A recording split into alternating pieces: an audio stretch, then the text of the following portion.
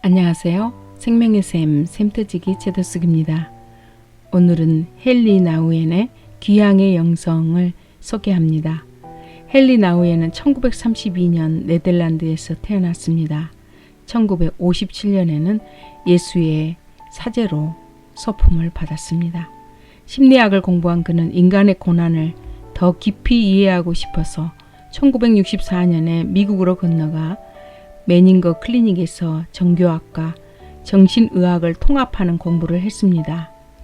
존경받는 교수이자 학자로서 헨리 나우엔의 삶의 행보는 1981년을 기점으로 큰 변화를 맞이하게 되는데요. 그 무렵 그는 하나님의 사랑에 빚진 자로서의 거룩한 부담감을 가졌습니다. 그래서 그는 페루의 빈민가로 떠나서 한동안 그곳 민중들과 함께 지냈고요. 다시 하버드의 신학부에서 강의를 맡았습니다. 그러나 더 이상 이 같은 삶에서 영혼의 안식을 찾지 못하고 그 후로 1986년 10년 동안 캐나다의 발달장애인 공동체인 라르시에서 살면서 예수 그리스도를 따르는 삶을 몸소 보여주었습니다. 그는 영적 삶에 관한 이 서적을 40여 권을 22개 이상의 언어로 번역되어 활발히 전 세계 독자들을 찾아가고 있는데요. 그는 외로움과 불안, 상처, 이와 같은 마음의 감옥에 갇혀있는 현대인들을 말씀으로 위로하고 내적 자유의 길을 제시했습니다. 책 속에 자기 마음속 고뇌와 성찰을 활짝 열어보인 그는 상처 입은 치유자로서 독자들에게 다가가 큰 공감을 불러일으키고 있습니다. 또한 깊은 말씀 묵상과 기도 생활에서 나온 간결한 문장들은 수많은 이들을 깊은 영성의 세계로 초대하고 있습니다. 이제 바로 시작하겠습니다.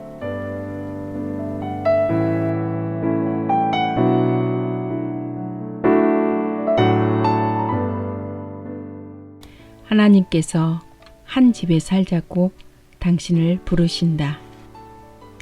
영적인 삶은 중심에 이르는 여정이다.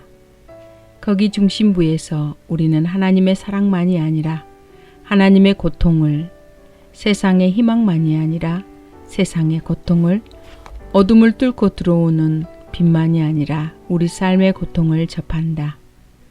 많은 방해거리가 우리를 잡아당겨 중심에서 멀어지게 하고 무수히 많은 것이 말 그대로 우리를 점령하고 있다. 영적인 삶은 그 모든 것을 물리치는 여정이다. 또한 영적인 삶은 기도의 여정이다. 이를 통해 우리는 경청하는 마음으로 하나님의 임재 안에 선다. 마음이란 우리 존재의 핵심을 뜻한다. 마음에는 우리 정신의 깊은 구석, 기분과 감정, 정서와 열정, 나아가 직관과 통찰과 비전이 모두 포함된다. 마음은 우리가 가장 인간다워지는 곳이다. 그러므로 경청하는 마음이란 우리의 모든 존재와 소유가 하나님 앞에 열려 있는 것이다. 이것은 깊은 신뢰와 확신의 행위다. 산만하지 않는 삶이란 곧 우리가 보고 듣고 행하는 모든 것을 중심부로 가져가려는 삶이다. 더 정확히 말하자면 마음에 이르려는 삶이다.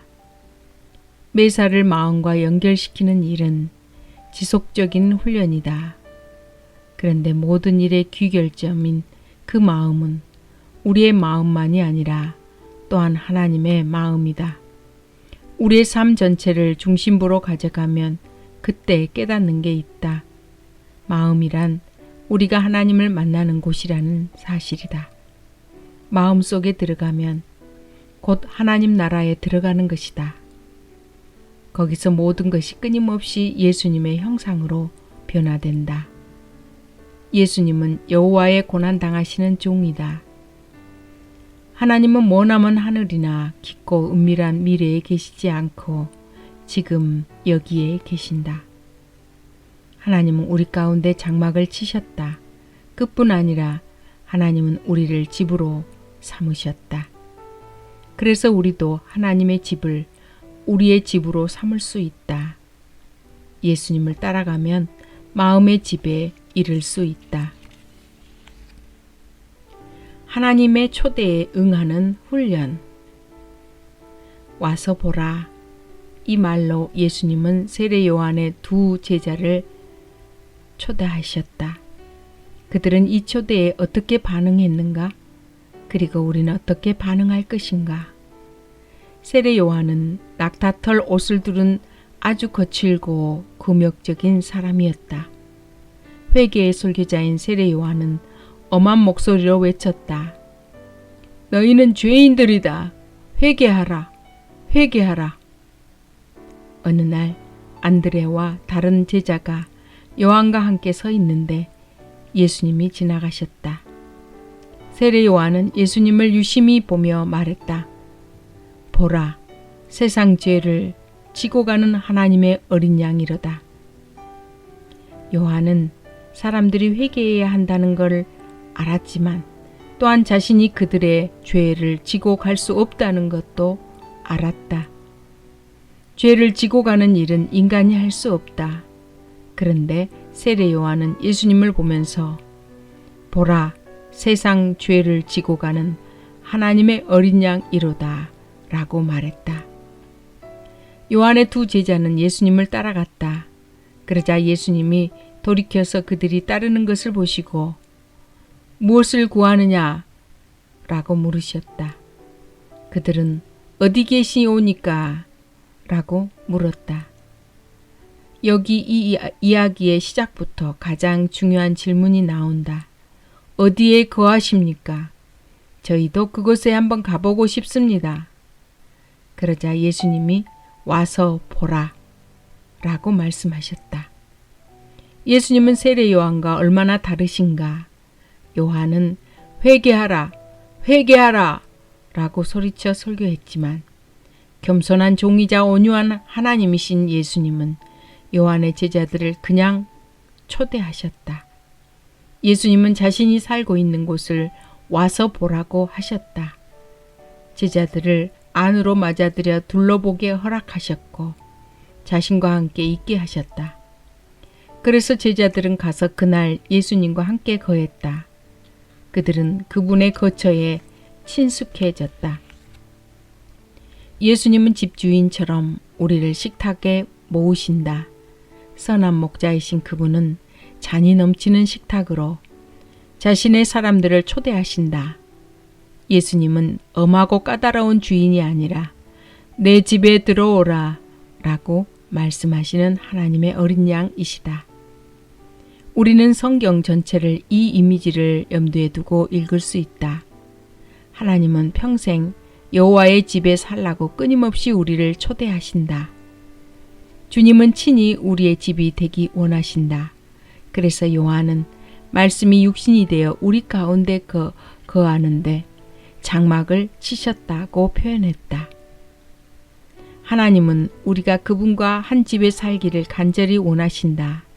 그래서 그것을 알려주시려고 친히 우리 가운데 집을 지으셨다. 와서 보라. 요한복음에 이 이미지가 계속 등장한다.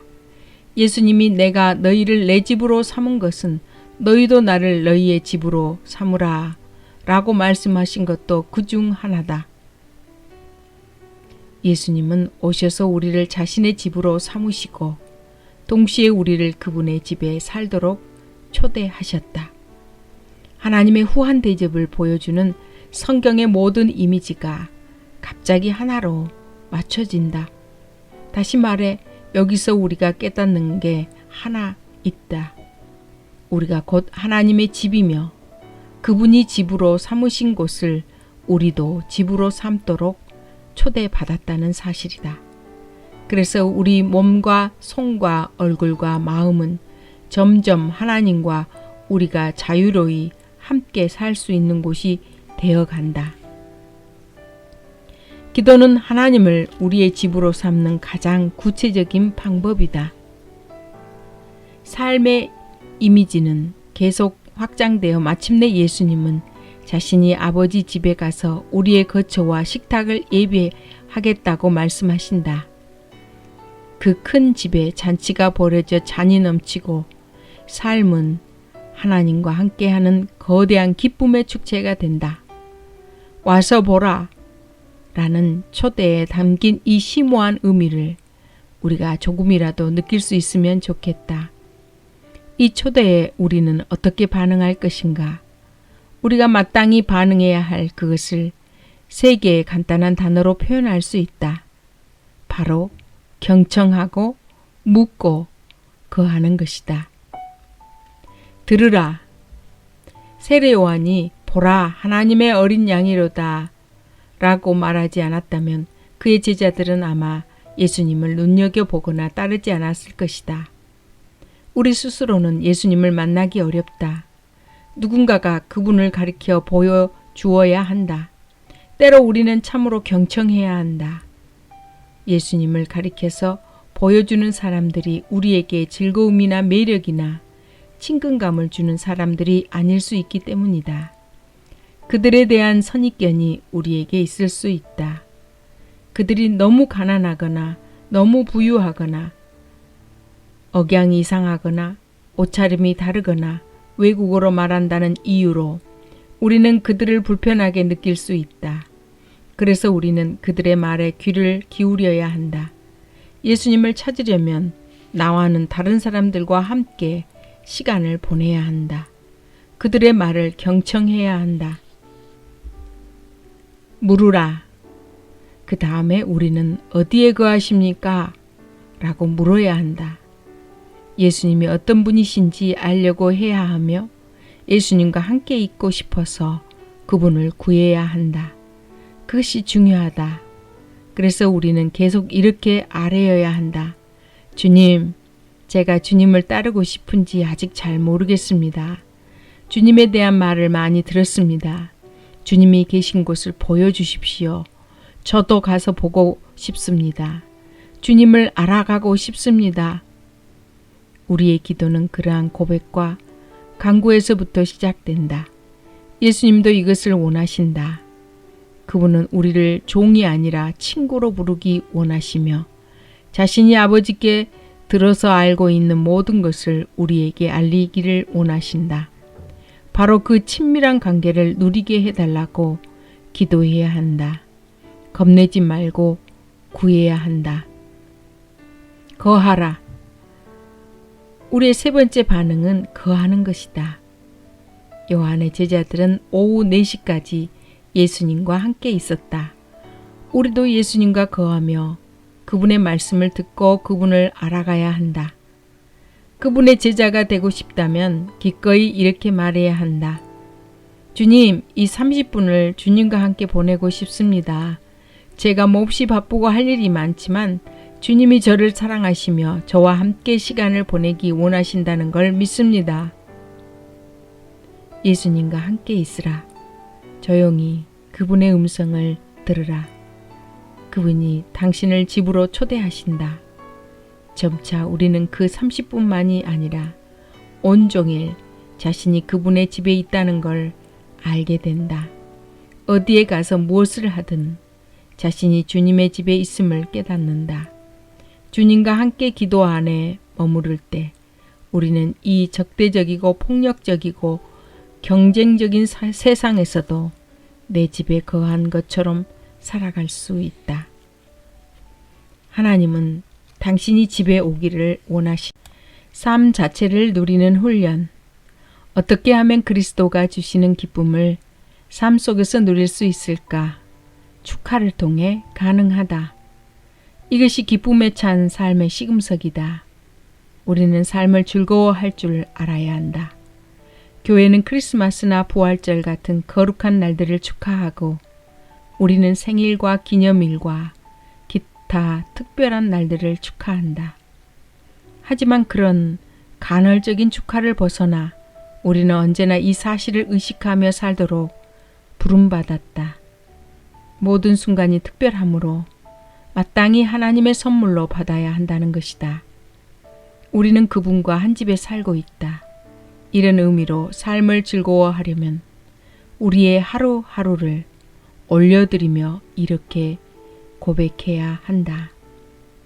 이날은 여호와께서 정하신 것이라 이날에 우리가 즐거워하고 기뻐하리로다. 진정한 기쁨은 늘 전념성이 있다. 안녕히 계세요. 다음 시간에 이어집니다.